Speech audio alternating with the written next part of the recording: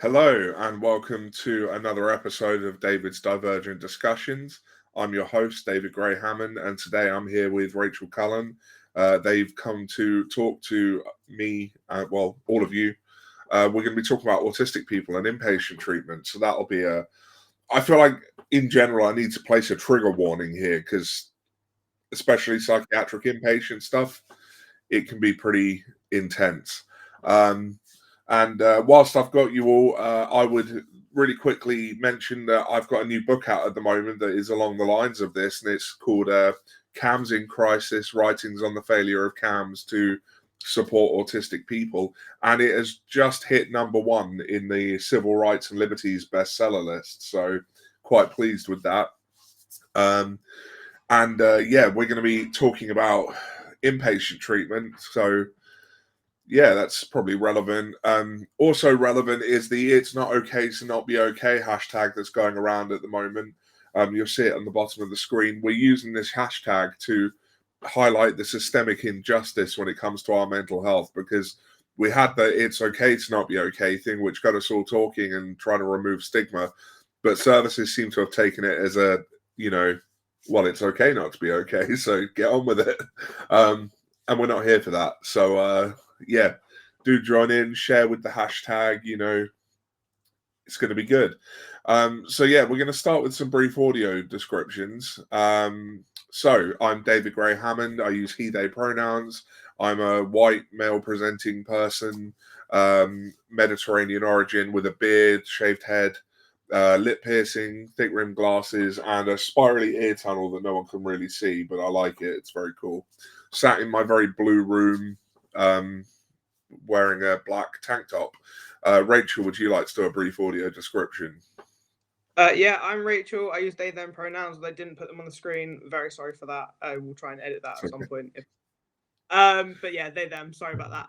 I'm a white person, non-binary person. I have really short blue hair. There's a fake description behind me, but fake background behind me, but it looks quite nice. I mean, there's a pool, there's a sofa, there's a little cabinet. Like to think I'm on holiday. That's quite nice. So so that's my background, and I think that. Oh, and I've got ear tunnels and a lip piercing.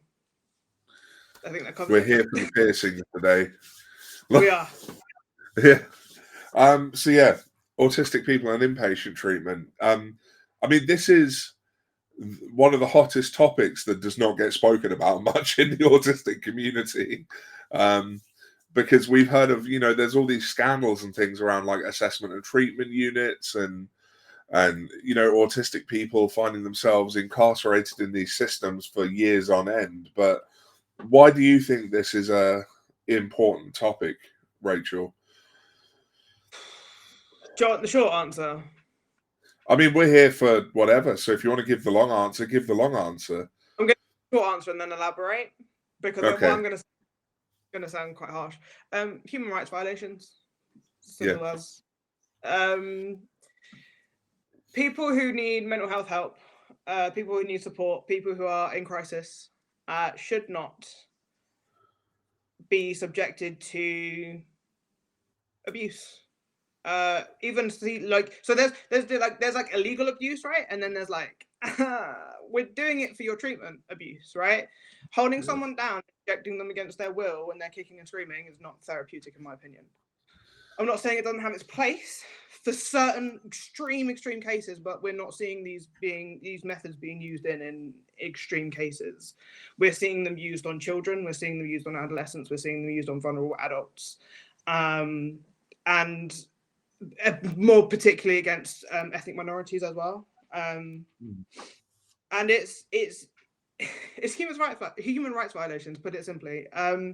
People should not be subjected to torture, isolation, and physical restraint for needing help and not knowing how to help themselves, relying on the people around them to do that, and then being met with hostile treatment.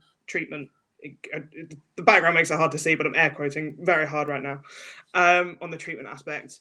And in my opinion and in my experience, people do not come out of mental health units rehabilitated or treated or helped. They come out traumatized if they weren't already to begin with going in. and it's horrendous. And then people are just expected to pick up their lives, and that's what leads to repeated visits and this kind of cycle, or people even being in there for 10, 20 years plus. I think in Kent, the highest was 56 years. Someone's been in a mental health unit in Kent for 56 years of their life. It's the longest person in the UK, I believe, has been held. How can you justify holding someone for 56 years of their life for no other crime than just being born differently? And so over to you on that. I mean, that's very reflective of my own experiences, because, I mean, I will happily say I have been a psychiatric inpatient twice. First time was for an inpatient detox when I was trying to get over my addiction, trying to get into recovery. Second time was because I had a schizophrenic episode, although it actually took them, like 8 years after that incident to diagnose me with schizophrenia. So that's a whole thing as well. But when I was an inpatient, first of all, you could play spot the autistic person, because literally it was just full of autistic people, a lot of whom didn't realize they were autistic. I knew I was autistic at the time, but I hadn't had my formal diagnosis. More on that later. But yeah, restrictive practice. It was used as a punishment in there. It wasn't like for safety. I saw people get antipsychotics used on them because they were just bothering the staff. And I know for me, I went in there, and bear in mind, I'm a 6.5 foot tall man over the weight, of 20 stone. I'm a big guy. They took one look at me and they were like, yeah, we're just going to pump you full of meds because you might be a problem if you decide you don't want to be here. And, that had knock-on effects for my health. When I got out of that hospital, I had to be rapidly taken off the meds I was on because I had cardiac arrhythmias and all sorts. These restrictive practices, particularly the chemical restraint, the forced use of sedatives, it's really dangerous. And it actually reminds me that I was watching a documentary on BBC last night, and there were nurses in the UK who have been sent to prison because they were inappropriately using sedatives on patients on a stroke ward. This isn't something where we're like, oh, this might happen. This has been happening, and there have been criminal cases around the inappropriate use of chemical restraint. And chemical restraint, obviously, is a form of restraint that tends to be left out of the conversation around restraint and seclusion. Because when you hear those words, people think about physical, mechanical restraints, things to hold arms and legs in place, or particular holds that may or may not be associated with significant risk to life. But actually, chemical restraint is probably one of the most common forms. I would argue, without knowing the statistics off the top of my head, that it's probably more frequently used than any other kind of restraint, particularly in psychiatric settings. And it can be very dangerous. And you're right, I came out of the psych ward, especially the second time. I came out traumatized. In fact, I was so traumatized that my care coordinator at the time put in my notes that I should basically never be put in an inpatient unit ever again, because the effect it had on me had made me worse rather than better. And I think this really highlights an issue that's going on, not just in the UK either, but the world round, that inpatient units, we talk about how we've done away with the asylums and we're all about care in the community. These inpatient units are completely inappropriate in a lot of cases. And, people either end up in them because services didn't act when they had the chance, or they're stuck in them because there's nowhere else for them to go. I can think of one person I was on a ward with who had been in there years because they had nowhere else to go. So they just kept living on a psych ward. That's not okay. And I think these are the things that we have to tackle. And it's why the "it's not okay to not be okay" hashtag is really meaningful to me, because, these systems that are supposed to help us are actually doing a great deal of harm in a lot of cases. I mean, just kind of circling back from what you said, it's not just about inpatient. It's lack of community services. It's absolutely not fit for purpose community services. Offering CBT for 6 weeks to a population where we've got studies that we know it doesn't work for them on it. and still offer that and then expect them to be okay after years and years of trauma. Yeah. It's just not adequate. No. And then wondering why. Sorry, carry on. And it would just kind of explain why people are breaking down, and it's horrendous. It's getting worse. And you know, the whole debate about the school, the Senko issues, and kids not attending school, and it's like a lot of those, a good proportion of those are disabled and neurodivergent people. You know, there's an ADHD medication shortage currently. Yep. You know, that's making things horrible. How can we expect there, you know, at every point that there's a chain of care, right? Every point there's a standard point of care. So you've got your initial point of care, your primary point of care, your GP, your community services, your mental health lines, right? Building on from that, you have like outreach services, community-based services, and then you have your like crisis lines, and you have your inpatient services. At each chain along that point, there are faults in the system that are causing it to break and people to get passed along. It's so bad now. People have to be on like their third or fourth suicide attempt before they're admitted to a psych ward. And not saying that's the solution either, but for somebody who is so at risk of hurting themselves 24/7, they literally cannot be left alone. That's the kind of level of crisis we're waiting to get to. Do you know what I mean? Yeah. It's like even the level of crisis to be escalated now, and we're completely missing the point. And it's not just, look again, like we're talking about focusing on inpatient units. Yes, it's problematic, but it's because the community services aren't there. It's because there aren't enough staff. There aren't enough qualified staff. We've got, you know, again, poorly trained social workers, and I don't mean poorly trained, but it's just like they're so overwhelmed and under resourced that they can't get to everyone. It's a complete bottleneck in the system, and you know, to tackle this, we need to tackle it as a whole.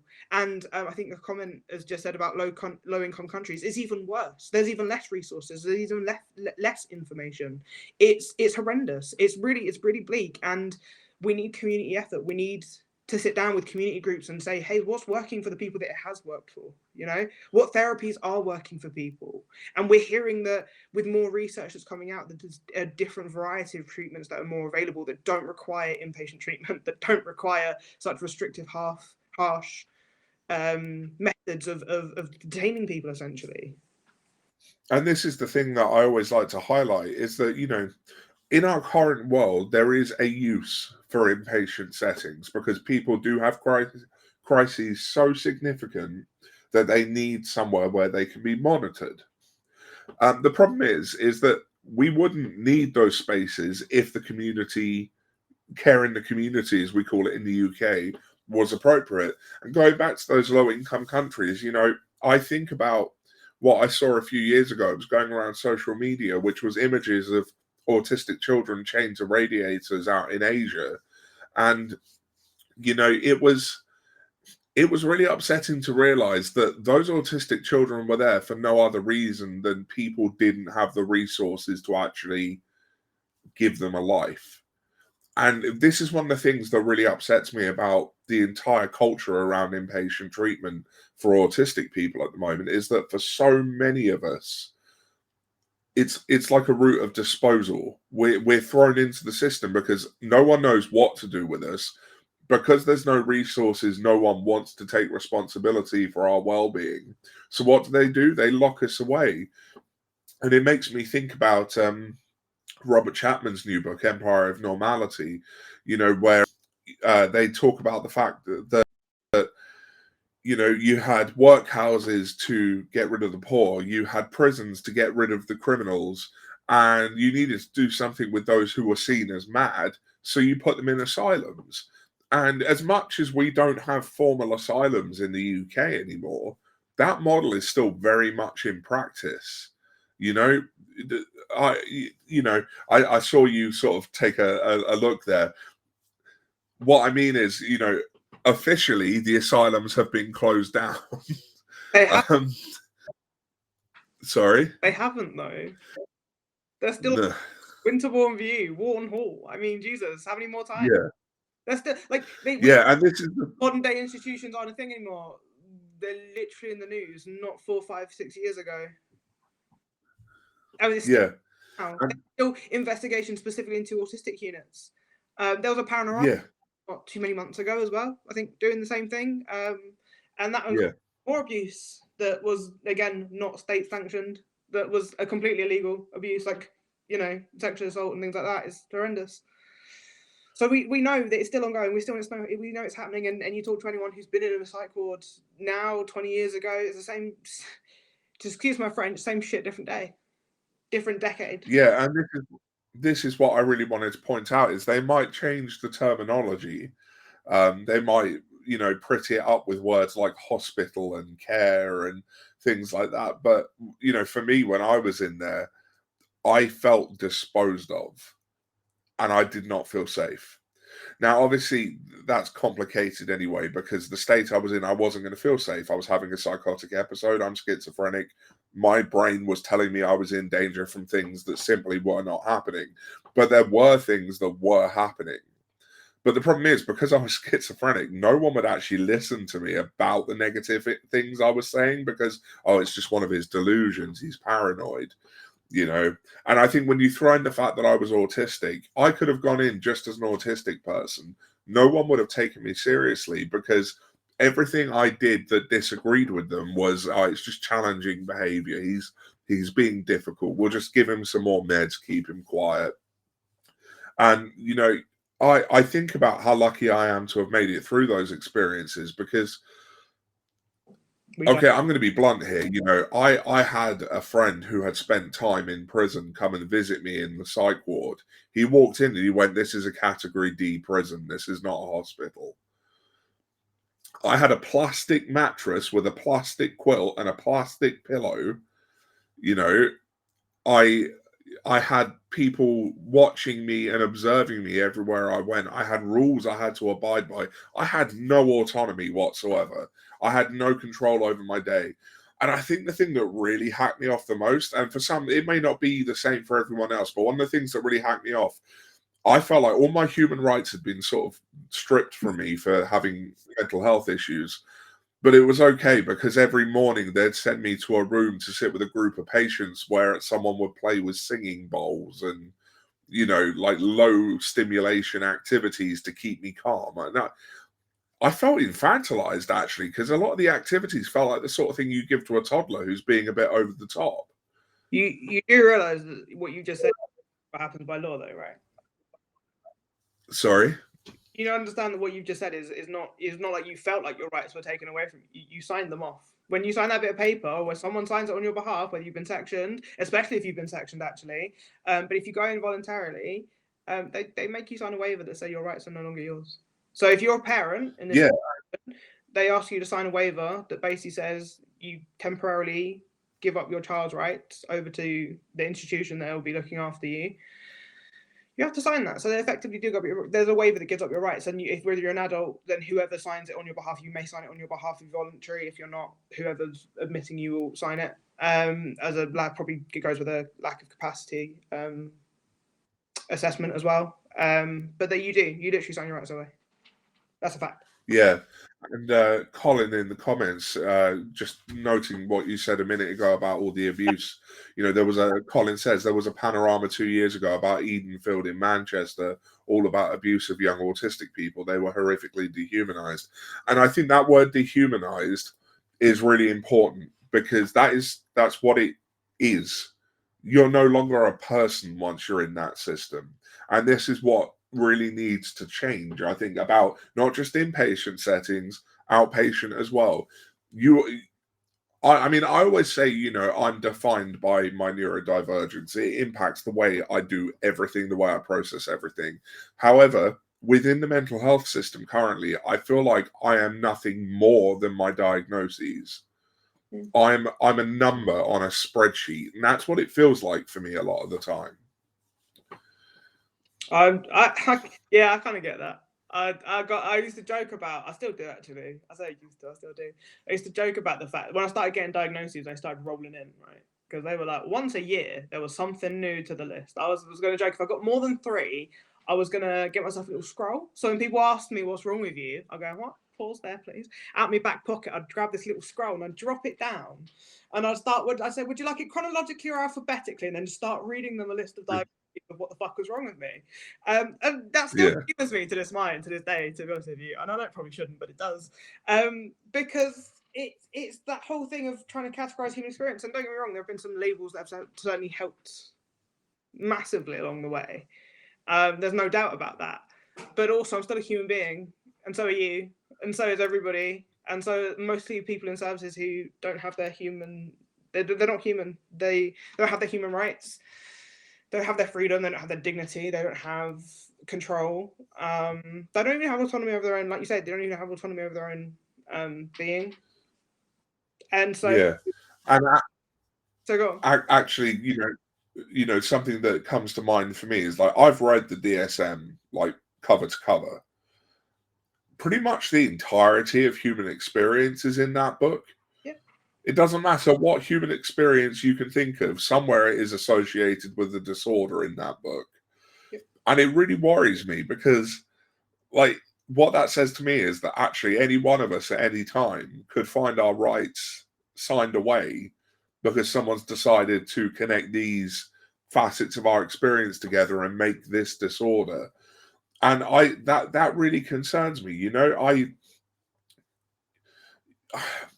like I said, I see a utility in having support for mental health, and yeah, I do take medication willingly these days. But the way that mental health systems the world around are applied is so inhumane. And I think it's okay to talk about that. I think it's okay for people to say, do you know what?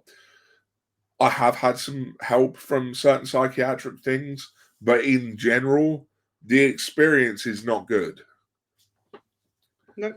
And I think autistic people have been kind of the canaries in the coal mine here. There's been a fair bit of, news articles and things about autistic people locked up in psych wards and ATUs and things like that. But it's not just autistic people that this is happening to.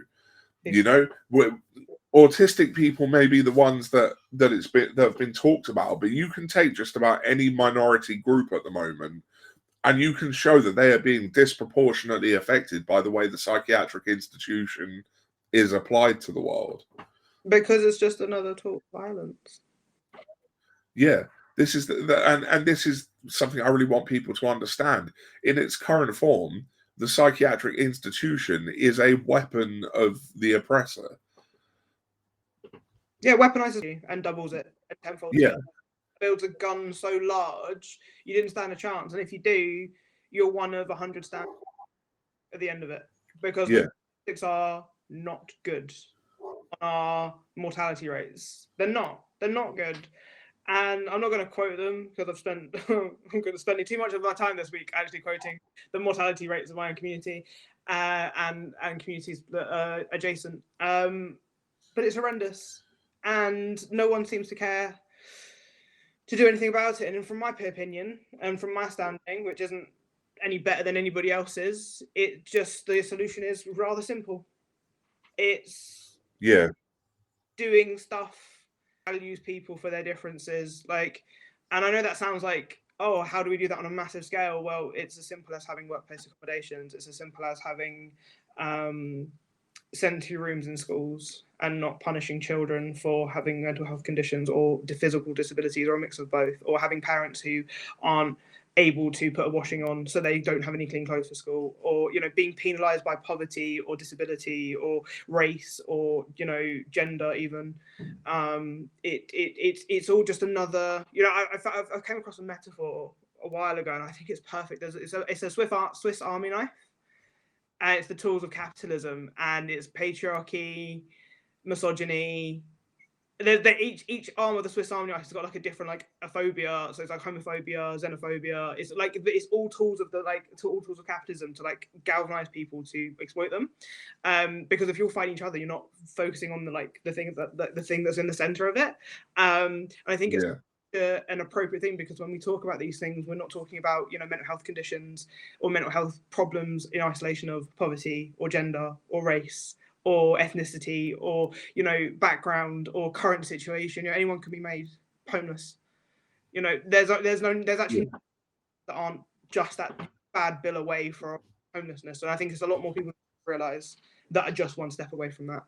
And that can trigger a massive load of mental health conditions. People that were like, oh, I don't believe in this mental health stuff. You're not too far away from that. You're not too far removed from that something so terrible happening where you do lose your mind, and you do need that support and community support to get you back. And if you're lucky, you've got it. If you don't, where do you end up? And this is the problem with mental health services. They're not catching people that have, and sometimes, you know, people do go with good community, go through mental health services with good community, and they're generally the lucky ones. Those are the ones who generally make it. But it still takes a lot of community to get them there. What about the ones who that don't have that family support, that don't have that friend to call at 3 a.m., who don't have somebody who can just come round and just sit with them and make a cup of tea, who can't just even just answer a phone, text back? What happens to those people? We know what happens to those people. They're not here. They won't be here. It makes me think of Dr. Monique Botha's work around minority stress and the fact that they found that community connectedness can actually act as a buffer against that minority stress.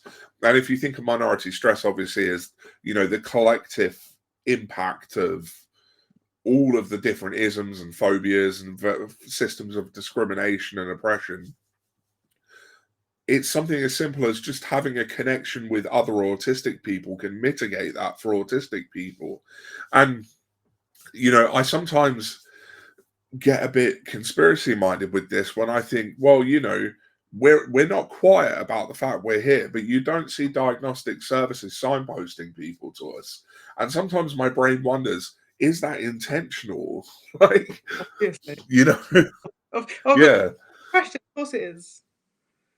Yeah. Because and so I it's not regulated, it's not sanctioned, it's not proven, it's not evidence-based, David. Just some quacks on the internet. I get very wound up with the whole is it evidence-based thing. Like, my identity shouldn't need an evidence base. My willingness to support other people like me shouldn't need an evidence base. That's just human decency. Like I don't need to prove the effectiveness of being a good ally to my fellow autistic people. Freudian slip. The Freudian slip there, yeah. I'll help you know your favorite. No, but the point is, you know, I shouldn't need to have research proving that being nice to someone else like me is good for them. Like, we know it's good for them. But it's not even about being nice, is it?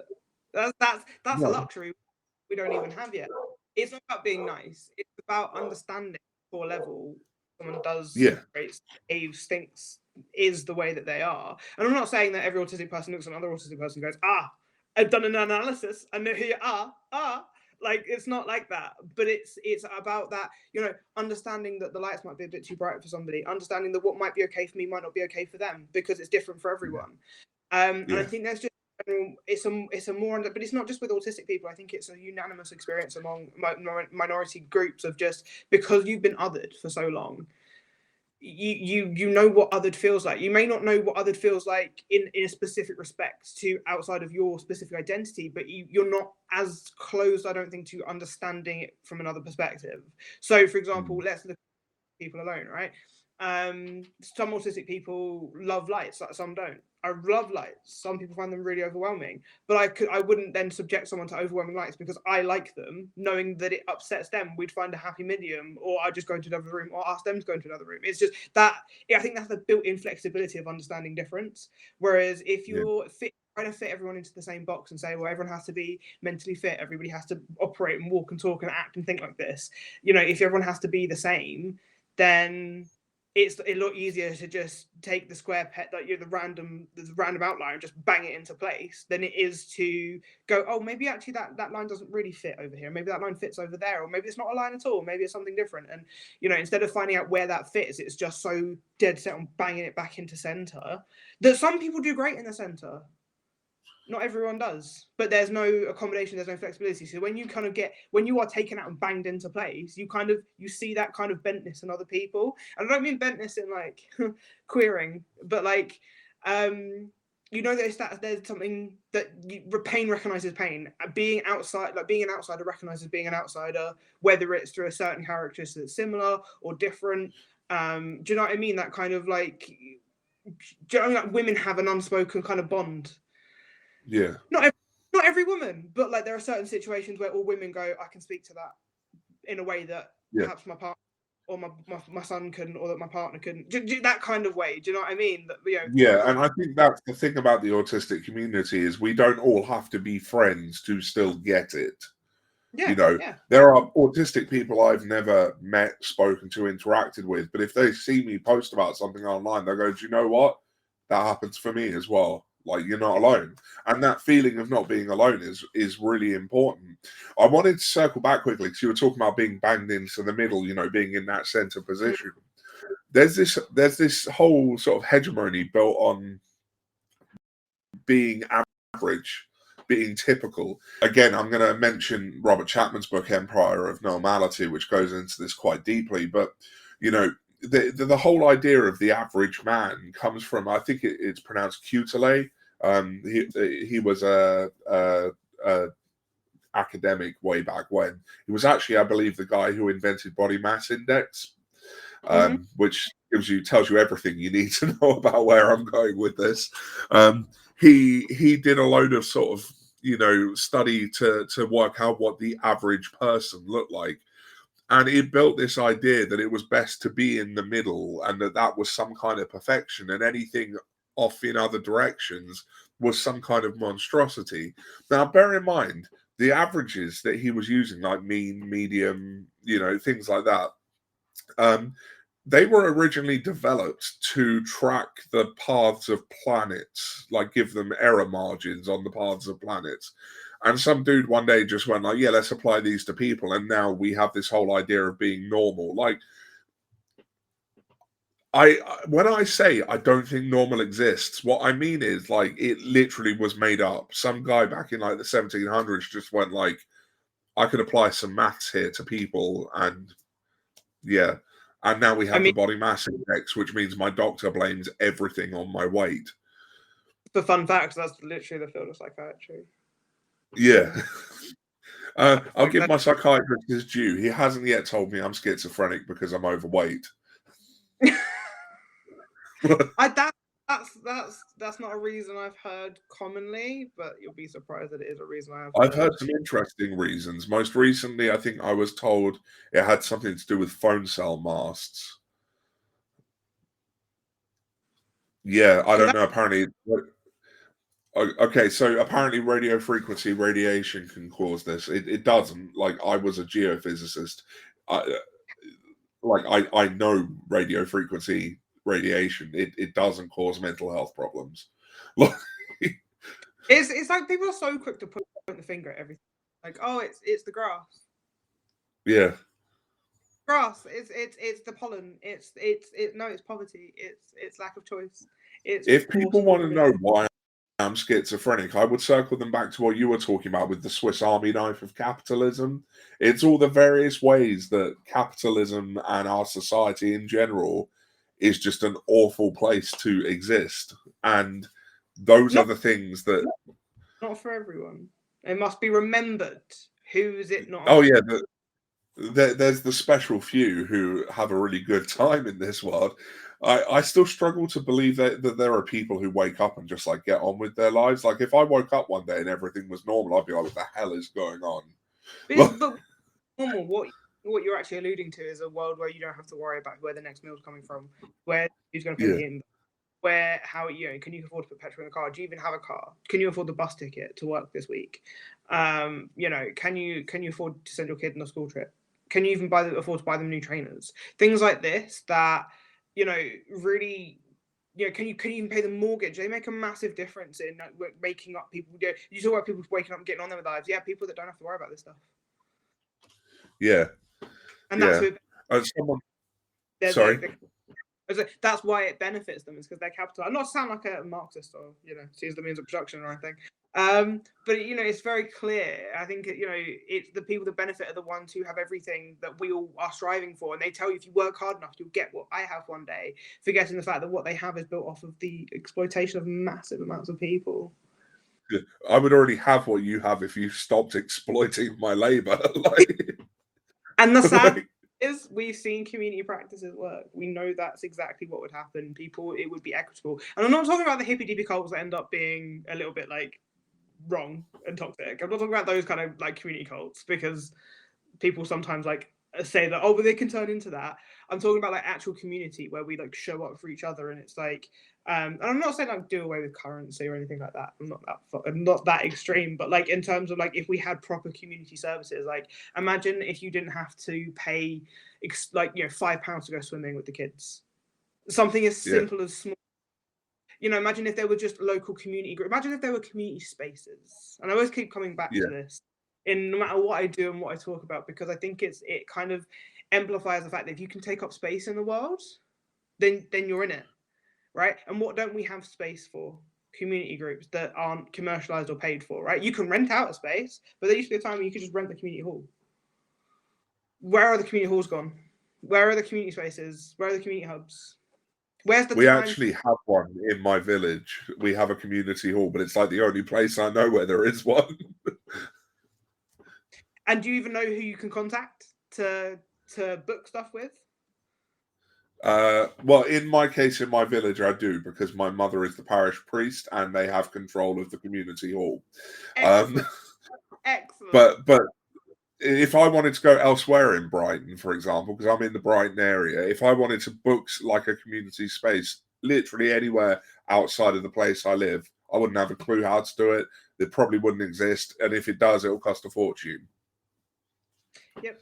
And so where are people extremely isolated supposed to go? And I'm not just even talking about disabled people at this point. Well, I mean, elderly people are kind of disabled to a degree, but like even elderly people, let's not just like stick it to one group, because there are going to be autistic elderly people, there are going to be disabled elderly people out there who are, deeply think about like COVID and all the rest of it, and just how isolated people have probably become in the last sort of like people were lonely beforehand, but COVID's just escalated it so much faster and made people like there's like I don't know if people know it at the moment, but like in health and social services, there's like a massive rise in like people taking their own lives and calling for help and calling for crisis, because it's just like it's just so bad at the moment. People are just struggling, and the services are just absolutely flooded.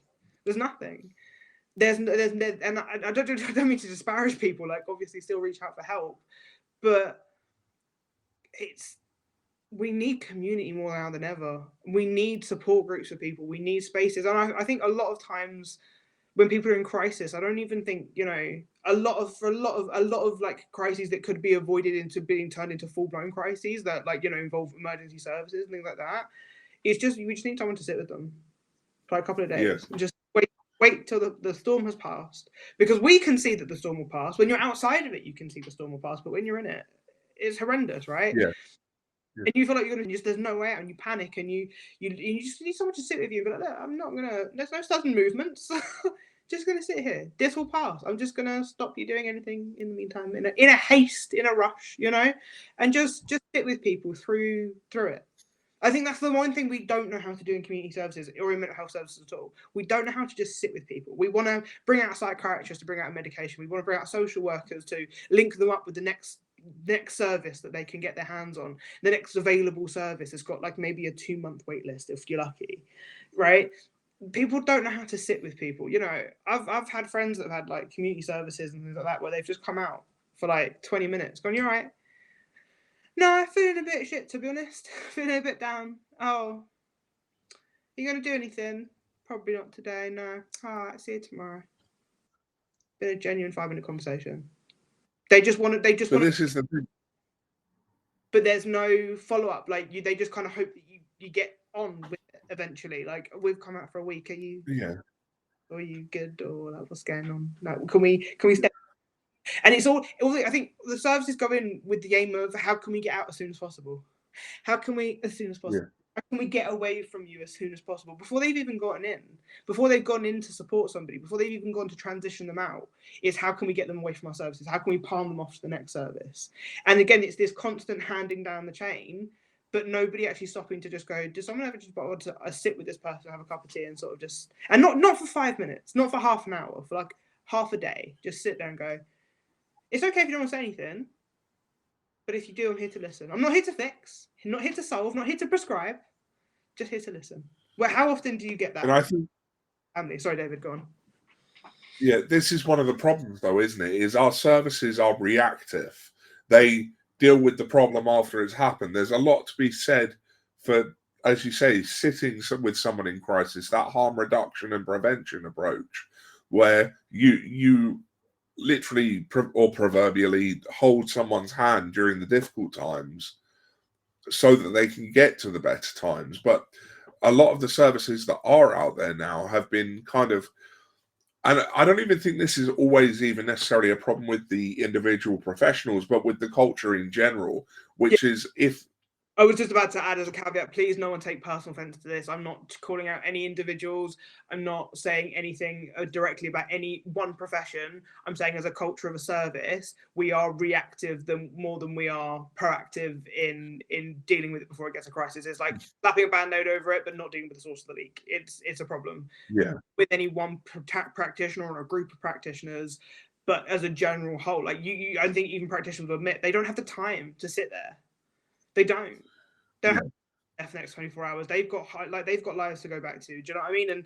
But it just feels like as someone in that position, you're just being handed off and handed off and handed off, and that's how that comes across. And I know people don't mean it to be that way, but individually, when that's the protocols you've got in place and that's the only system you've got in place, that's how it's going to come across. Does that kind of make sense? So it's not an any practitioner individually. It's more of that's the way the system's designed. Systematic, not. But speaking of practitioners, I wanted to highlight this comment from Rajashi saying in India, doctors are regarded ultimate knowledge and lived experience is ignored. Googling meds or symptoms is heavily shamed.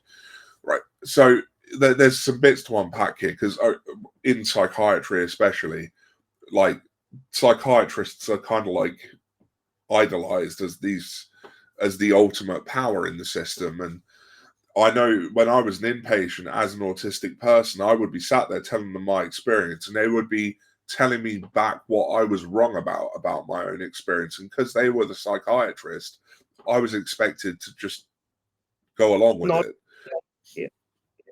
And they have a real problem with Googling your own medications or looking up diagnoses, because as far as they're concerned, you're stepping on their turf as someone who's done all this training. And no, I'm a human being and I want to know what's happening to me. When I was having a psychotic episode in the psych ward, okay, I didn't know that my delusions weren't real, but I knew something was going wrong for me. So I was looking up is there anyone else who has had these experiences? And they were really dismissive of me doing that, because as far as they were concerned, I should just trust the words that come out of the psychiatrist. But how was I supposed to trust someone who didn't even listen to the most basic parts of my lived experience? Because that's what they're told is their job. Go crisis, give them something, they'll feel better. Simple. Yeah. But that's just not how it works. And that's just not how it works. I think people miss out. Like, mental health isn't a one and done treatment. It's an ongoing treatment. You don't just wake up one day going, oh, that mental health, that's just cleared up. Oh, lucky me. I'm free. I'm mental health free now. It's an ongoing thing. And I think that's another thing that these services miss the mark of, is that systematically it's a reactive one and done service. Oh, you're having a crisis. Oh, you're feeling a bit down. Well, here's what we can do to fix that. Here's what we can do to fix that. Here's what we can do to help that. But where's the long-term check-ins? Where's the follow-ups? Where are the doctors after they put you on these really strong medications, where they follow up and find you and go, hey, just to check, can we put you on some really strong medication? How are you doing on that? Where's that 6 months in? Especially after crisis teams, they're worse for it. They'll come in during the crisis, prescribe someone medication, hand it off to your GP, and then be like, see you later. And then when you phone up 6 months from now, or that, from that point, and go, hey, what's going on with this? Shouldn't someone follow up with this? They're like, you're still alive, so good. Yeah. What kind of advice is that we're giving people? Yeah. And actually, I sorry, go on. I can really highlight what you're saying here. I can't give too much detail because it's an ongoing project, but I've been consulting on a research project, and the big experimental approach they're going with is long-term support. So it's not time limited. They support you for as long as you need it. That's the big experimental thing. And I did say to them once in one of my consultation sessions, I was like, you do understand that what your experimental procedure is just sort of basic human decency, right? Like, not just like one and done. And they were like, oh yeah, well, we just thought it might work better. It was like, well, people have been saying for years it'll work better, so I can already tell you what the outcome's going to be. Give people access that they need it as and when they need it, instead of having to make them jump through hoops to prove how sick they are before they get it. Mm-hmm. Yeah. And it was just, it blew my mind that they thought this was like, a big deal. Like, yeah, this brand new. I'm like, no, this is what people wanted for decades or centuries, even. You can draw the parallel though to like drug taking booths. They've got like, I can't. You're gonna have to forgive me for the details. I'm not too clear on them, but there are drug programs around the world. I think in Germany. I'm not entirely sure it's Germany. Don't quote me on that. Where they basically have. I think there's trialing them in Scotland as well. These spaces that are set up for people, so they don't supply the drugs, but they just give them a safe space to take the drugs. So they're not taking them in alley, street parking lot, the horrible places that are unclean. They give them a specific space, and they can stay there as long as they need to, and they'll have access to on-hand medical care. They haven't. I think they had like no overdoses. Like no, they prevented every single overdose that could have happened if they didn't have those spaces. So we know that giving people, instead of judging people and going, oh, you've got some, it's bad, isn't it, that you're not coping on your own, isn't it? You've got some mental health problems, or you got a drug problem, you're not managing. Oh, that's a shame. Go and deal with it on your own. They're saying, look, we're not judging you for having these things, but we're going to provide you safety to engage with these coping strategies. We agree that they're not great. We agree they're not particularly helpful or healthy, but we're not going to shame you to the extent where you're forced to cope in a dark, empty, cold space. You're given warmth, you're given care throughout the whole process. That actually people were recovering as well from just being in a space where there was community, where there was warmth, where there was people that was there to care for them, despite the fact that they were in a state that morally people would be like, oh, I don't want to help. The whole thing about don't give homeless people money, they might spend it on drugs. If they're living out there, you don't know the conditions, the day-to-day living of someone who lives on the street. If they want to go and have an escape for 5 minutes, that's up to them. That's not up to you. That's not, you give that money, or you give that, whatever you decide to give, you give that because that's what you're choosing to give up, not because you have that thing that you're giving is attached to a moral obligation that person then has to fulfill for them to be worthy of it. Otherwise it's just a waste of money. It's a waste of resources. It's a waste. It's not a waste, because people will say this about the drug users. It's a waste, right? Why we provide? There are homeless people. Why are we? Because homeless people are statistically drug users as well. Two birds, one stone. Yeah. You're preventing people's death from people suffering more often than not from mental health conditions, more often not being neurodivergent. One of the biggest gaps in research we still don't know is how many neurodivergent people are homeless. I imagine it's quite high. High. And then I would imagine. Neurodivergence, right? Imagine being autistic. Imagine having ADHD. Imagine being schizophrenic and out in the street. Yeah. Prison by the end of it. Yeah. If you're lucky. And all of that stemmed from lack of early intervention in the community. Yeah. And I think the school to prison pipeline is in part due to poor mental health services in school, in the community, in CAMS. Hate to bash them, but CAMS. I love to bash them. CAMS are awful. And again, no particular. I had some great practitioners at CAMS. I had some great ones. They were really nice, really cool. Not bashing any individual, but the way CAMS is designed is horrendous. The way that mental health services are designed is horrendous because it's reactive. It's not proactive, and it will keep killing people, and just keep saying that they're the ones who couldn't cope. Everyone can cope if you give them the right space, time, and energy to, and resources too as well, and space. But space, like housing people, it's a big one. Yeah, just basic income. But I think perhaps this is the takeaway, because I'm aware that we're sort of getting to the end of our time, but I think the takeaway really is that inpatient systems wouldn't necessarily have to exist or be so frequently used if we dealt with the inequalities that exist within society, if we dealt with housing inequality or employment inequality or education inequality, healthcare inequality. all these different things that minority groups in particular suffer at the hands of. If we made the world more of a level playing field for everyone, perhaps we wouldn't see so many of us trapped in carcerative care systems. But then what you're asking for is a societal shift. And that is a lot. Yeah. People are just about... But, sorry? That's the thing. People are just about comfortable enough for it, Yeah. to really change.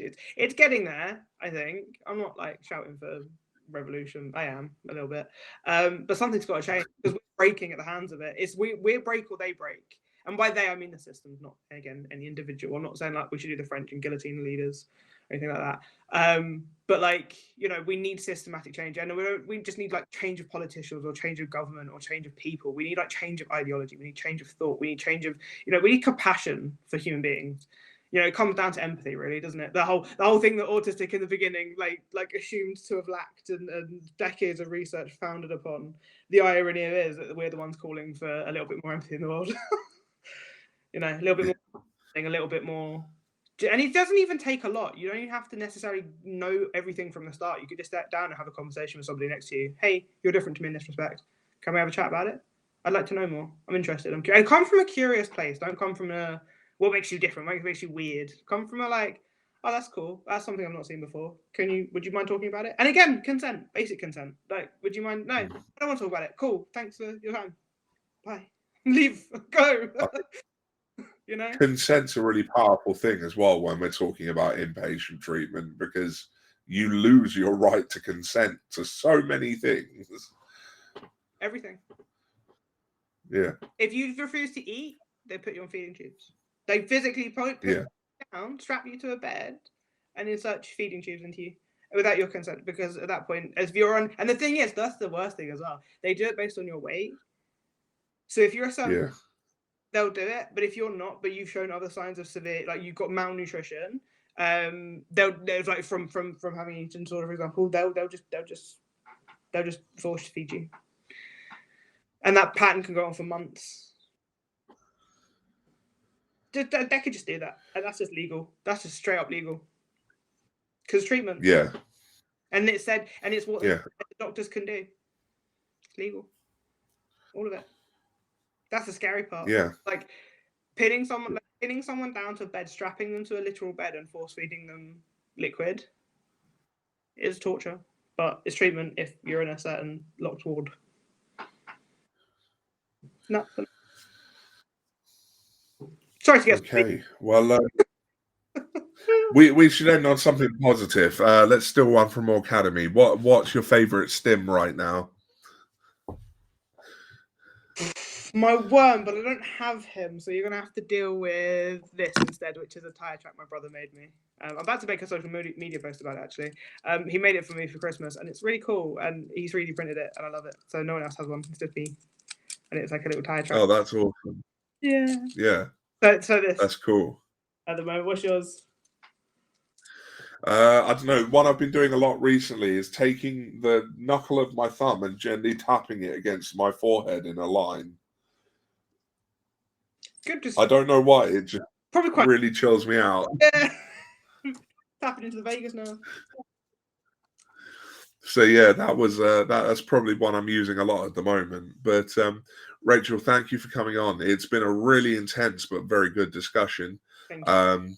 Obviously, for anyone watching, as I said at the beginning, my new book, CAMS in Crisis, Writings on the Failure of CAMS to Support Autistic People. It's out now and available in paperback and Kindle version. And it's currently on the Civil Rights and Liberties bestseller list on Amazon. So, yay. Remember, you can join in the conversation about mental health and the systems by using the "It's Not Okay to Not Be Okay" hashtag. So you can share things using that hashtag, and everyone will see them.